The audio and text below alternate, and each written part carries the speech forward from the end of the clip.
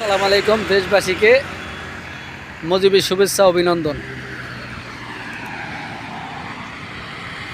বাংলাদেশে আজকা 13 তারিখে অবরোধ চলছে, কিন্তু এই অবরোধ সফল হয়েছে ইনশাআল্লাহ। কোনো বাস গাড়ি ঘোড়া দূরপাল্লার চলে না, এলাকা ভিত্তিক 2-4টা রিক্সাওয়ালা চলে। কিন্তু এইখানে যারা জামাত শিবির আছে ওরা গেল কালকে রাত্রে ওই গাড়িতে ওরা আগুন দিয়েছে, পুলিশ ধরছে ওদেরকে। ওরা জামাত শিবিরের লোক। আওয়ামী লীগের লোক কখনো অন্যায় করে না, অন্যায়কে প্রশ্রয় দেয় না, কিন্তু জামাত শিবিরের লোকেরা এই ধরনের গুলো করে। এই দেখেন, কোনো গাড়ি আছে কোনো গাড়ি অবরোধ সবল।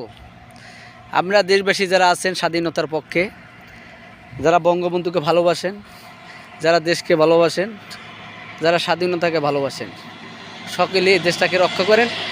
আপনাদেরকে অনুরোধ, এই দেশটাকে রক্ষা করেন। কারণ এই দেশটা 2 লক্ষ মা বোন ইজ্জতের বিনিময়ে, 30 লক্ষ শহীদের বিনিময়ে দেশটা স্বাধীন হয়েছে।